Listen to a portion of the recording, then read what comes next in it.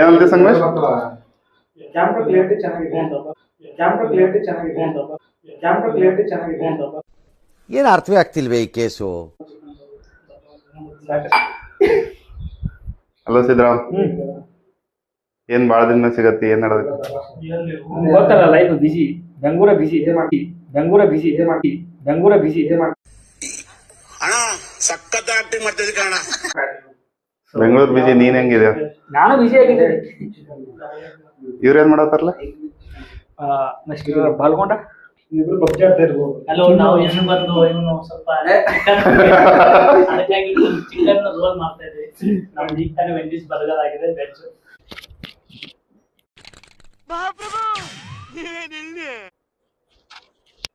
Hi friends, ನಮಸ್ಕಾರ.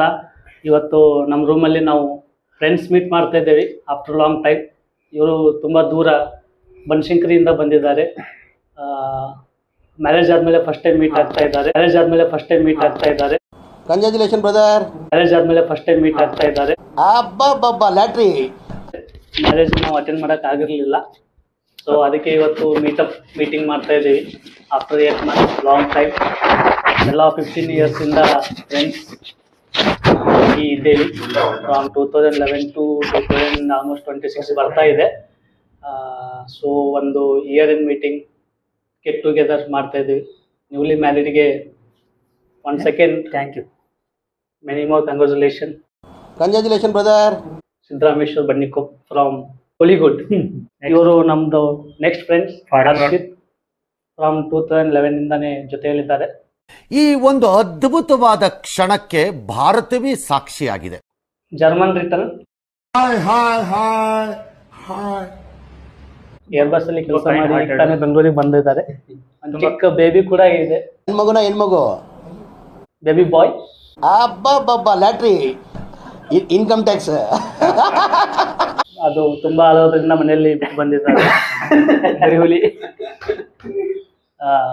So ಇವರಿಗೂ one second congratulation from returning to Bengaluru India. Thank you. One second journey start. ಇವರು ನಮ್ಮ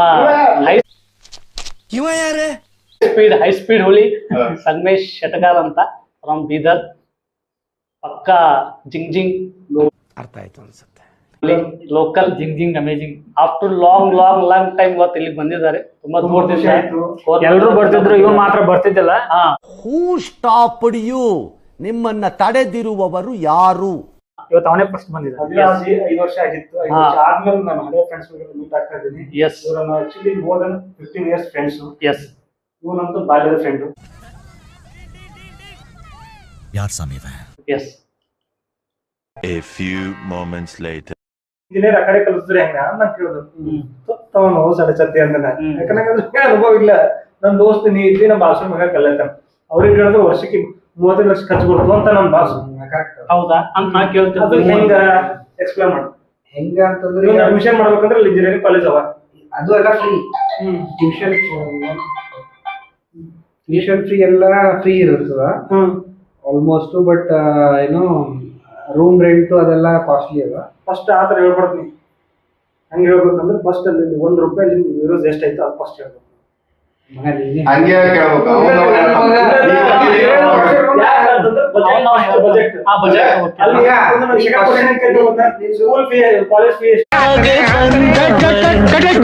ಅಣ್ಣ ಏನಾಯ್ತಣ್ಣ? ಯಾಕಣ್ಣ? ಅಣ್ಣ ಇನ್ನು ಏನೋ ಬೇಕಣ್ಣ, ಇದು ಸರಿಯಾಗಿಲ್ವೇ? ಇಲ್ಲ ಬೇಕು ಕೇಳ್ತಾನ. ಅವಾಗ ಇಷ್ಟು ಯೂರೋಸ್ ಅಂದ್ರೆ ಅಲ್ಲಿ ಬಜೆಟ್ ಕ್ಯಾಲ್ಕುಲೇಟ್ ಮಾಡ್ಕೊತಾನೆ. ಇಲ್ಲ ಅಲ್ಲಿ 2,000 ಯೂರೋಸ್ ಅಂತಂದ್ರೆ ಸಟ್ಟ ಇಂಟು ಮಾಡ್ಕೊಂಡು ಇಲ್ಲಿ ಬಂದಾಗ ಓ ಅಷ್ಟು ಆಗಲ್ಲ ಅಂತ ಆಪ್ಷನ್.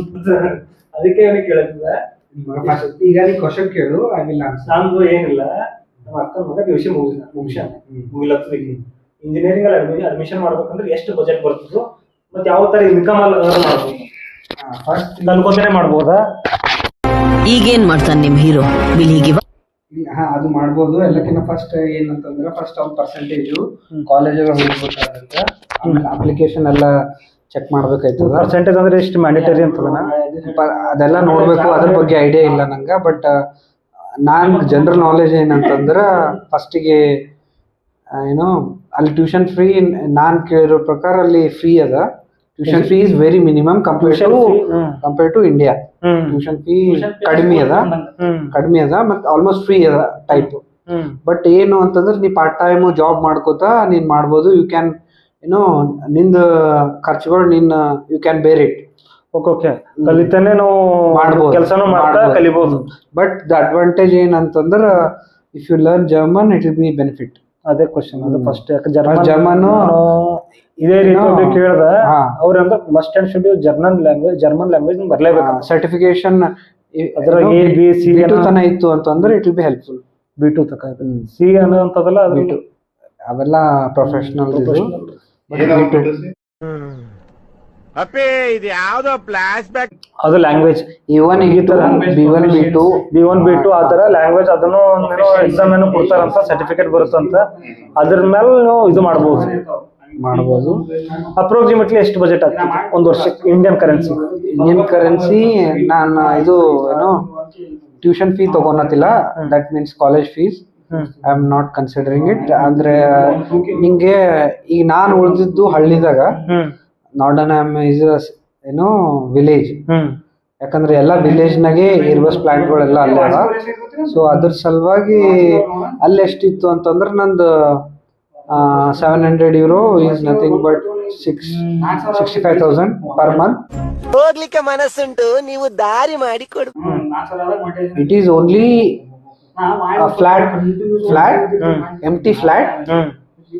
ನೀನ್ ಅದ್ರಲ್ಲಿ ಕಿಚನ್ ತಗೋಬೇಕು. ಕಿಚನ್ ಎಲ್ಲ ಹೆಂಗಿರ್ತದಂದ್ರ ನೀನ್ ಬರೀ ಗ್ಯಾಸ್ ತಗೊಂಬದಿರಲ್ಲ. It include all equipments, kitchen equipment, heating, cupboards, everything. ಅದು ಕಿಚನ್ ಆಗುತ್ತೆ. ಮತ್ತೆ ಎಲ್ಲಾನು ನೀನ್ ತಗೋಬೇಕಾಗ್ತದ. ಅದಕ್ ಒಂದ್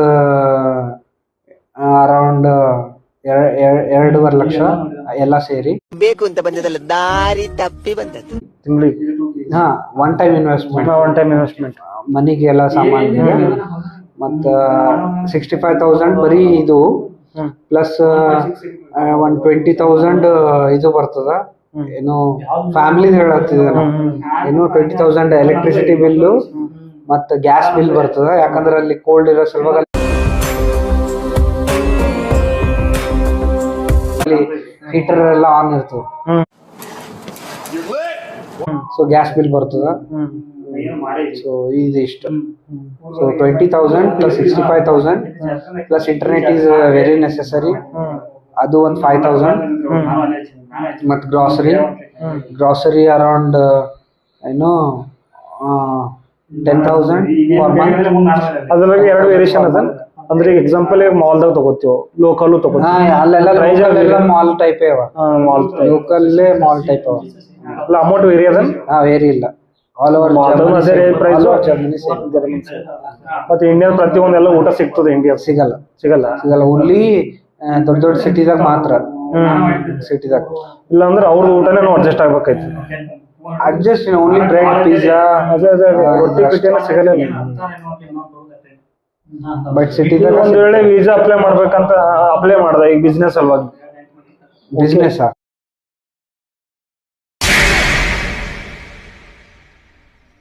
ಬಿಸ್ನೆಸ್ ಅಲ್ವಾ? Business is it's totally different. Okay, business ಸಲುವಾಗಿ ನಾವು ಹೋದ್ವಿ. ಈ ಒಂದು ಡಿಸ್ಟಿಕ್ದಾಗ ನಮ್ಗೆ ವೀಸಾ ಸಿಗ್ತು. ಆ ಡಿಸ್ಟಿಕ್ ಅಷ್ಟೇ ಅಡ್ಡಾಡ್ಬೇಕಾ ಅಥವಾ ಆಲ್ ಓವರ್ ಅಲ್ಲಿ German full visa? Europe visa, Schengen visa ಅಂತ. Schengen visa. ಓಕೆ, ನನ್ಗ ಬ್ಲೂ ಕಾರ್ಡ್ ಇತ್ತು. Blue card is valid for 4 years. So ನೀ ಆಲ್ ಓವರ್ ಯುರೋಪ್ ಓಡಾಡ್ಬೋದು. ಓನ್ಲಿ ಓಡಾಡ್ಬೋದು. ಬಟ್ ಅಲ್ಲಿ ಟಿಕೆಟ್ ಎಲ್ಲ ಮತ್ತೆ ಬೇರೆ ಅವ. Like monthly pass. ನಮ್ಮ ಜರ್ಮನಿದಾಗ DB ಪಾಸ್ ಅಂತದ, ಡಾಯ್ಚ್ಲ್ಯಾಂಡ್ ಟಿಕೆಟ್ ಅಂತ ಇರ್ತದ. ಆ ಡಾಯ್ಚ್ಲ್ಯಾಂಡ್ ಟಿಕೆಟ್ ಆಲ್ಮೋಸ್ಟ್ 6,500 ಅಷ್ಟಿರುತ್ತೆ ಮಂತ್ಲಿ. ಸೊ ಅದ್ರಾಗ ನೀ ಎಲ್ಲ ಕಡೆ ಓಡಾಡ್ಬೋದು, ಟ್ರೈನ್, ಬಸ್ ಎಲ್ಲನೇ ಫ್ರೀ. ಈಗ ಓಕೆ ಅಲ್ಲ, ಹೋಗುವ ಎಜುಕೇಶನ್ ಕಂತಾನೆ ಹೋದ್ವಿ ಅಂತ ಇಟ್ಕೋ, ಕೆಲಸ ಸಿಗ್ತದೆ. ಎಷ್ಟು ಕೊಡ್ತಾರ ಇವರು? ಯಾವುದೋ ಒಂದು ಕೆಲಸ, ಲೋಕಲ್ ನಾರ್ಮಲ್ ಕೆಲಸ, ಸ್ಟೂಡೆಂಟ್ ಕೆಲಸಗಳು. ಸ್ಟೂಡೆಂಟ್ ಕೆಲ್ಸಗ ಐ ಥಿಂಕ್ ಅವ್ರಿಗೆ ಇಂತಿಷ್ಟು ಲಿಮಿಟ್ ಅಂತದ. ಮಂತ್ಲಿ ಇಂತಿಷ್ಟು ಅವರೇ ಅಂತ. ಅವರಿಗೆ ಮಿನಿಮಮ್ ಅಂತಂದ್ರೂ ಆರಾಮ್ಸೆ €800 €1,000 ಸಿಗುತ್ತದ. ಅಂದ್ರೆ ಇಲ್ಲಿಂದ 80,000. ಇಲ್ಲಿಂದ 80,000 ಸಿಗುತ್ತೆ ತಿಂಗಳ. ಅಂದ್ರೆ ವರ್ಷಕ್ಕೊಂದು 8-9 ಲಕ್ಷ 10 ಲಕ್ಷ ದುಡ್ಕೋಬಹುದು. ಅದು ದುಡಿಯಕ್ಕಿಲ್ಲ, ನೀನ್ ಅಲ್ಲೇ ಖರ್ಚು. ಅವ್ನು ನೋಡ್ಕೋಬೇಕಷ್ಟೇ. ಅದೇ ಅಂದ್ರೆ ಏನಂತಂದ್ರೆ ಈಗ ನಾವು 35 ಲ್ಯಾಕ್ ನಮ್ ಖರ್ಚಾಗ್ತಾವ ಅಂತಂದ್ರು ವಿತೌಟ್ ವರ್ಕ್ ಅವ್ರ ಕೆಲಸ ಮಾಡಿದ್ರೆ 10 ಲಕ್ಷ ಲೆಸ್ ಆಗ್ಬೋದು. 10 ಲಕ್ಷ ಅಂದ್ರೆ ಅದು ಅಲ್ಲೇ ಈಕ್ವಲ್ ಆಯ್ತದ, ಯಾಕಂದ್ರೆ ನೀ ರೆಂಟು ಮತ್ತೆ ನಿಮ್ದು ಎಲೆಕ್ಟ್ರಿಸಿಟಿ ಅದೆಲ್ಲ ಆಯ್ತದಲ್ಲ. ಸೊ ಈಗ ನಿಮ್ದ ಏನು ಅಪ್ರೋಚ್ ಏನ್ ಮಾಡ್ತೀರಿ? ಜರ್ಮನ್ದಾಗ ಕೆಲಸ ಒಳ್ಳೇದ ಅಥವಾ ನಮ್ಮ ಇಂಡಿಯಾದಾಗೆ ಎಜುಕೇಶನ್ ಕಂಟಿನ್ಯೂ ಮಾಡೋದು ಒಳ್ಳೇದ? ವರ್ಕ್ ಲೈಫ್ ಬ್ಯಾಲೆನ್ಸ್ ಅಂದ್ರೆ Germany is better compare to India. The most expensive thing in the world is trust. ಇಲ್ಲ ಒಳ್ಳೆ ಕಾಲೇಜ್ಗಳು ಐತಿ, ಒಳ್ಳೆ ಕಾಲೇಜ್ ಅವ, ಬಟ್ ಟಾರ್ಗೆಟ್ ಏನೋ ಇಟ್ ಹ್ಯಾಸ್ ಟು ಕಂಪ್ಲೀಟ್ ಏನೋ ಇವತ್ತೇ ಕಂಪ್ಲೀಟ್ ಆಗ್ಬೇಕು ಹಂಗ. ಅಂದ್ರೆ peace of mind, work life balance, family time.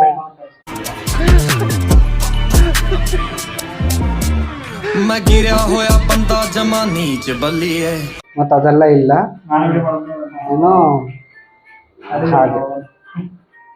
ನಿಮ್ದೇನಾದ್ರು opinion ಏನಾದ್ರು ಕೊಡ್ತೀರಿ ನೀವು? ಕ್ಲೈಮೇಟ್ ಬಗ್ಗೆ ಇದೊಳ್ಳೆ ಸರು ಹೋಯ್ತಲ್ಲ, ಜೀವಮಾನ ಪೂರ್ತಿ ಎಲ್ರಿಗೂ ನೀನು ಅವ್ರು ಚಂದಾಗಿರ್ಲಿ ಇವ್ರು ಚಂದಾಗಿರ್ಲಿ ಅಂತ ಹಾರೈಸ್ತಾ ಇದ್ರೆ ನೀನ್ ಚೆನ್ನಾಗಿರ್ಲಿ ಅಂತ ನಿನ್ಗೆ ಹಾರೈಸೋರು ಯಾರು? ಕ್ಲೈಮೇಟ್ ಅಂದ್ರೆ summer season is best, but ಅಲ್ಲಿ ಸಮ್ಮರ್ ಇರೋದೇ ಹಾರ್ಡ್ಲಿ 1 ಮಂತ್ ಬಿಸಿಲಿದ್ರೆ ಜಾಸ್ತಿ ಆಯ್ತು. ಉಳಿಕಿದ್ದೆಲ್ಲ you have to wear layers, thermal, T shirt. Yaka, it's the coldest city. But preferably for ಏನೋ ಸ್ಮಾಲ್ ಕಿಡ್ ಇತ್ತು ಅಂತಂದ್ರೆ avoid to bring into Germany. If it is summer you can bring them. So ಒಟ್ಟಾರೆಯಾಗಿ ನಿಮ್ German experience ಸಖತ್ತಾಗಿತ್ತು ಅಂತ ಆಯ್ತು. It is good. Okay, I tried to crunch it. ಅದೇ ಅದೇ ಡಿಸ್ಕಷನ್ ಆಯ್ತು.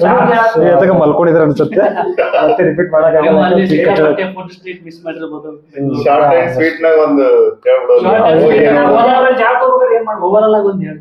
ಜಾಬ್ ತಗೋಬೇಕಂತಂದ್ರ ಫಸ್ಟ್ ಇಲ್ಲ ಸ್ಕಿಲ್ ಇದ್ದೇ ಇರ್ತದ. First language is mandatory. Language ಒಂದು ಮಾಡ್ಕೋಬೇಕು. ಲ್ಯಾಂಗ್ವೇಜ್ ಒಂದು ಮಾಡ್ಬಿಟ್ಟು ಇನ್ನೊಂದು ಪಾಸ್ಪೋರ್ಟ್ ತೆಗಿಸ್ಬೇಕು ನೀವು ಫಸ್ಟ್. ಅದಾದ್ಮೇಲೆ ವೀಸಾ ತೆಗಿಬೇಕು. ಅದಾದ್ಮೇಲೆ ಟಿಕೆಟ್ ಬುಕ್ ಮಾಡಿ ಇಲ್ಲ ಅಲ್ಲಿ ಆಕ್ಚುಲಿ ಡಿಮ್ಯಾಂಡ್ ಅದ ಜಾಸ್ತಿ, ಯಾಕಂದ್ರೆ ಅಲ್ಲಿ majority of population is above like retirement age ನೋರ್ ಇದಾರೆ ಅಲ್ಲಿ.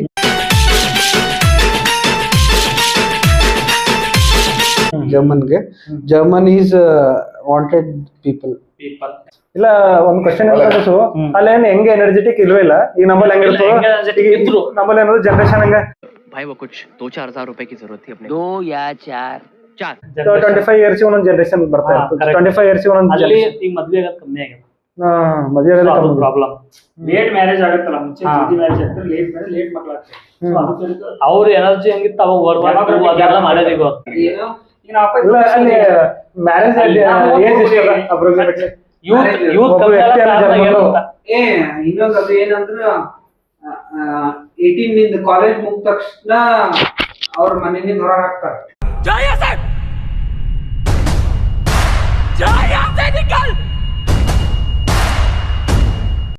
Work and you have to earn and you have to live alone or with girlfriend. ಹಂಗ ಓಕೆ ನಿಮ್ಗೆ 18 ಇಯರ್ ಏಜ್ ಆಯ್ತಂದ್ರೆ ನಿನ್ನೆ ದುಡ್ಕೋ, ನಿನ್ನೆ ಮದುವೆ ಆ ತರ ಒಂದು. The parents ಅವ್ರ property parents only they will give for pocket money for their tuition fee. ಆ ತರ ಇಲ್ಲ, ಅವ್ರ ಪೇರೆಂಟ್ಸ್ ಏನ್ ಪ್ರಾಪರ್ಟಿ ಇರಲ್ಲ, ಅದು ಕ್ಯಾರಿ ಫಾರ್ವರ್ಡ್ ಆಗುತ್ತೆ ಮಕ್ಕಳಿಗೆ. they will not believe in ಇದು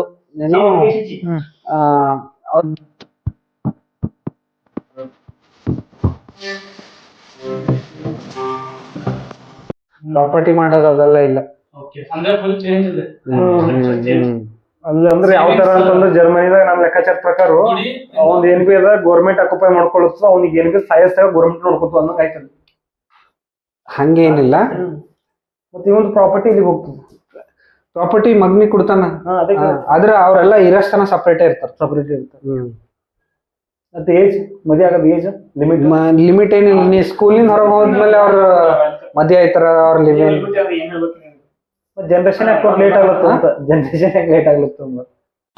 ಇದನ್ನೆಲ್ಲ ಕಣ್ಣಿಂದ ನೋಡಿ ಕಂಗಾಲ ಆಗ್ಬಿಟ್ಟಿದೀನಿ. ಬೇಕಣ್ಣ ಈ ಲೋಪರ್ ನನ್ ಮಗನ್ ತಲೆ ಬೇಕೇ ಬೇಕು. Generation majority old people. Question ಏನಿತ್ತು ಲಾಸ್ಟ್ ಕ್ವಶನ್, ಹೆಂಗ್ ಎನರ್ಜೆಟಿಕ್ ಅಲ್ಲಿ ಬೇಕಾಗ್ಯಾರ ಅಂದ್ರ ಎಂಪ್ಲಾಯಿ ಬೇಕಾಗ್ಯಾರ. ಯಾಕಂದ್ರ ಎಲ್ಲ ಓಲ್ಡ್ ಆರ ಇಲ್ವಾ ಅಂತ ಪಾಪ್ಯುಲೇಷನ್ ಅಲ್ಲೆಲ್ಲ. ಅದಕ್ಕೇನಂತಾರ ಬೇರೆ ಕಂಟ್ರಿನಿಂದ, ಫಾರ್ ಎಕ್ಸಾಂಪಲ್ ಇರಾನ್, ತುರ್ಕಿಯಾ, ಏನು ಇರಾಕ್, ಪಾಕಿಸ್ತಾನ, ಇಂಡಿಯಾ ಎಲ್ಲ ಕಡೆಯಿಂದ ಜನ ಹೊಂಟಾರ. ಸ್ಪೆಷಲಿ ಏನು ಬೇರೆ ಕಡೆಯಿಂದ ಬಂದ್ಬಿಟ್ಟು ಅವ್ರು ಅಲ್ಲಿ ದೇ ಆರ್ ಅರ್ನಿಂಗ್.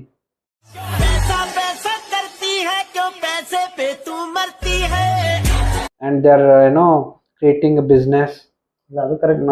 ಈಗ ಎಕ್ಸಾಂಪಲ್ ನಮ್ದು ಇಂಡಿಯಾದಾಗ 25 years ಒಂದು ಜನರೇಷನ್ ಬರ್ತಾ ಇರ್ತದೆ. ಅಲ್ಲಿ ಹಂಗೇನಿಲ್ಲ. Middle they wanted to live life. They wanted to live life. ಅದಕ್ಕೆ ಕೇಳುತ್ತೆ. ಅವರು ಅವ್ರ ಹತ್ರ ಇಲ್ಲಿ ಕೇಳು.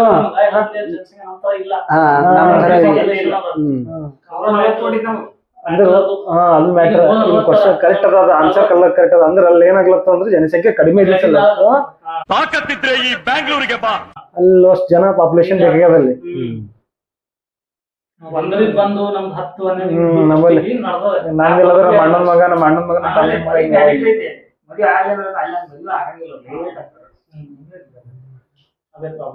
ಇವ್ರ ತರ ಅನ್ಕೋಬಹುದು. ನನ್ ಮೇಲೆ ನಿನ್ಗೆ ಯಾಕೆ ಇಷ್ಟು ದ್ವೇಷ? ನಾನು ಏನ್ ತಪ್ಪು ಮಾಡಿದ್ದೀನಿ? ನಾನೇನಯ್ಯ ತಪ್ಪು ಮಾಡ್ದೆ? ನಾನು ಎಲ್ಲಿ ತಪ್ಪು ಮಾಡ್ದೆ? ಸಮ್ ಪೀಪಲ್ ಮಾಡ್ಕೋತಾರ. ಸಮ್ ಪೀಪಲ್ ಹಂಗೆ ಲಿವಿನ್ ಅಲ್ಲಿ ಇರ್ತಾರ. ಇಟ್ ಈಸ್ ನಾಟ್ ಮ್ಯಾಂಡೇಟರಿ ಒಂದು ಸರ್ಟಿಫಿಕೇಶನ್ ಬೇಕಂತ. ಮತ್ತೊಂದು ಕೇಳ್ಪಟ್ಟಿದ್ದ ಅಂತಂದ್ರೆ ಹಿಂಗ ಏನೋ ಗೋರ್ಮೆಂಟ್ ಈಗ ಒಬ್ಬ ವ್ಯಕ್ತಿ ಅಲ್ಲಿ ಹುಟ್ಟದ ದೊಡ್ಡ ಆದ, ಅವ್ರದ್ದೇನೋ ಇನ್ಶೂರೆನ್ಸ್ ಏನೋ ಮಸ್ಟ್ ಅಂಡ್ ಶುಡ್ ಮಾಡ್ಲೇಬೇಕಂತ ಕಂಡೀಷನ್ಸ್ ಅದಂತಲ್ಲಿ. ಈ ಇಂಡಿಯಾದ ಇನ್ಶೂರೆನ್ಸ್, ಹೆಲ್ತ್ ಇನ್ಶೂರೆನ್ಸ್ ಮಾಡ್ತೀನೋ ಬಿಡ್ತೀನೋ ಗೊತ್ತಿಲ್ಲ, ಟರ್ಮ್ ಇನ್ಶೂರೆನ್ಸ್ ಮಾಡ್ತೀನೋ ಬಿಡ್ತೀನೋ ಗೊತ್ತಿಲ್ಲ. ಅಲ್ಲಿ ಮಸ್ಟ್ ಅಂಡ್ ಶುಡ್ ಈ ಇನ್ಶೂರೆನ್ಸ್ ಮಾಡ್ಲೇಬೇಕಂತದ ಜರ್ಮನ್ದ. ಅಂದ್ರೆ ನಂಗೆ ಸಪ್ರೇಟ್ ಗೊತ್ತಿಲ್ಲ, ಬಟ್ ಕಂಪ್ನಿ ಕಡೆಯಿಂದ ಮಾಡ್ತಾರ. ಯಾಕಂದ್ರ ಹೆಲ್ತ್ ಇಟ್ಸ್ ವೆರಿ ಕಾಸ್ಟ್ಲಿ.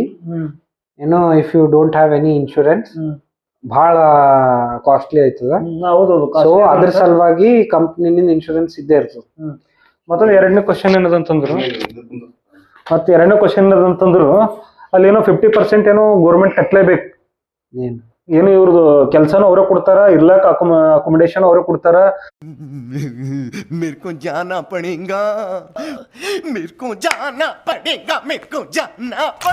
ಅದು ಬೇರೆ ಡಿಫ್ರೆಂಟ್. ಇಲ್ಲ ಅಲ್ಲಿ ಒಂದು ನಾ ಕೇಳ್ಪಟ್ಟಿದ್ದೇನಂತಂದ್ರು, ಒಬ್ಬ ವ್ಯಕ್ತಿ ಅಂತ ಇಟ್ಕೋ, ಅದ್ರಲ್ಲಿ ಏನ್ ಬಿನ ಇಲ್ಲ, ಗೌರ್ಮೆಂಟ್ ಎಲ್ಲ ಅವನಿಗೆ ಫೆಸಿಲಿಟಿ ಕೊಟ್ಟು ಅವನಿಗೆ ದುಡಿಯಕ್ ಒಂದು ಅವಕಾಶ ಕೊಟ್ಟು ಅಂತ ಹಂಗಿಲ್ಲ. ಅದು ಗೊತ್ತಿಲ್ಲ ನಂಗ. ಅದ್ರ ನಾ ನೋಡಿರೋ ಪ್ರಕಾರ ಕೆಲವೊಂದು ದೇಶಗಳು ಯುರೋಪಿಯನ್ ನಿಯರ್ ಕಂಟ್ರೀಸ್ ಏನ್ ಮಾಡ್ತಾವ, ಅಲ್ಲಿನ ಸರೌಂಡಿಂಗು ಏನ್ ಮಾಡ್ತಾರ, ನಮ್ ದೇಶದಲ್ಲಿ ಪ್ರಾಬ್ಲಮ್ ಅದ,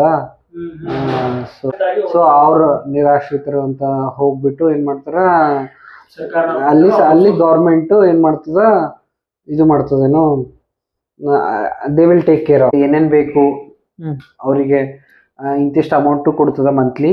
ಮತ್ತು ಒಂದ್ ಮಕ್ಳಿಗೆ ಇಂತಿಷ್ಟು ಕಿಂಡರ್ ಗೆಲ್ಡ್ ಅಂತ ಇರ್ತದ.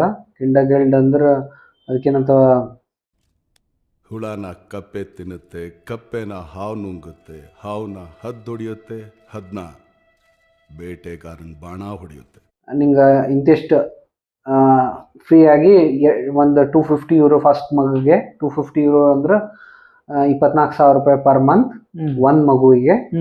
ಒಂದು 3 ಮಗು ಇದ್ದಿದ್ರೆ 250, 200 ಮತ್ತೆ ಇನ್ನೊಂದಕ್ಕೆ €180 ಸಿಗ್ತದೆ. ಟೋಟಲ್ 3 ಮಕ್ಕಳಿಗೆ free for monthly they will give. ಸರ್ಕಾರನ ಅವ್ರನ್ನ ಇದನ್ನ ಮಾಡ್ಕೊಂಡು ಬೇರೆ ದೇಶದಿಂದ ಬಂದವರಿಗೆ ಇಂಡಿಯನ್ಸ್ ಬಾಳ ಇರ್ಬೇಕಲ್ಲಿ. ಅಂದ್ರ ನಾವು ಇಂಡಿಯನ್ ಉದ್ಯೋಗ ಆಗ ಹೋಗಲ್ಲ, ವರ್ಕ್ ಮಾಡಕ್ ಅವ್ರು ಬೇರೆ ಕಡೆದವ್ರು ಬಂದು ಸುಮ್ಮಂಗೆ ಇರ್ತಾರೆ. ಇಂಡಿಯನ್ಸ್ ಬಾಳ ಇರ್ಬೇಕಲ್ಲಿ. ಇನ್ನೇನ್ ಸರ್ ಅವ್ರು ಎಲ್ಲಾ ಕಡೆ ಅದಾರೆ ಬಿಡು. ಬಟ್ ಕೆಲ್ಸಕ್ಕಂತ ಹೋಗ್ತಾರ, ಹ್ಮ್. ಹಿಂಗ್ ಸುಮ್ನೆ ಅದು ಇದು ಇಲ್ಲ ಅಂತ ಹೋಗಿಲ್ಲ. ಕೆಲಸ ಕರ್ತೀವಿ ನಾವು. ಬಾಹುಬಲಿ ಎಪಿಕ್ ಬಿಟ್ಟ ನೋಡಿ. ಬಾಹುಬಲಿ ಮತ್ತೆ epic. ಕಾಂತಾರ ನೋಡ್ರಿ ಎಲ್ಲರೂ. ಎಲ್ಲ ಹಾ.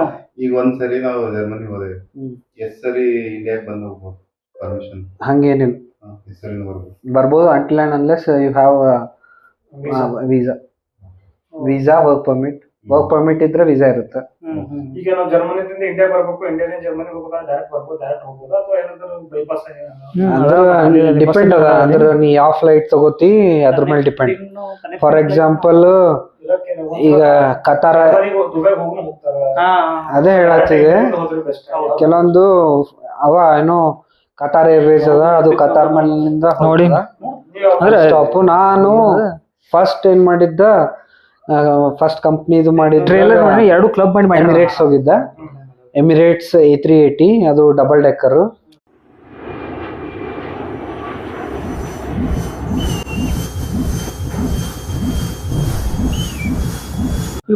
ಸೊ ಅದ್ರಲ್ಲಿ ಹೋಗಿದಾಗ ದುಬೈ ಸ್ಟಾಪ್. ಹಬೀಬಿ ಕಮ್ ಟು ದುಬೈ. ದುಬೈನಿಂದ ಲೇವರ್ ಆಗಿ ದುಬೈ ಟು ಹ್ಯಾಂಬರ್ಗ್. ನಾನ್ ಮಾಡಿದಾಗ ನಾನ್ ಲುಫ್ತಾನ್ಸಾ ಮಾಡಿದ್ದ. Lufthansa Bangalore to Frankfurt to Bremen, ಮತ್ ಕೆಲವೊಂದ್ಸಲ Bangalore to Munich to Bremen. Near metro ಯಾವ್ದು ಬರ್ತದೆ ಕಾಂತಾರ ನೋಡ್ರಿ ಎಲ್ಲರೂ. How is like share comment ಮಾಡ್ತಿರೋ ಬಿಡ್ತಿರೋ, most importantly S for subscribe. Please do subscribe.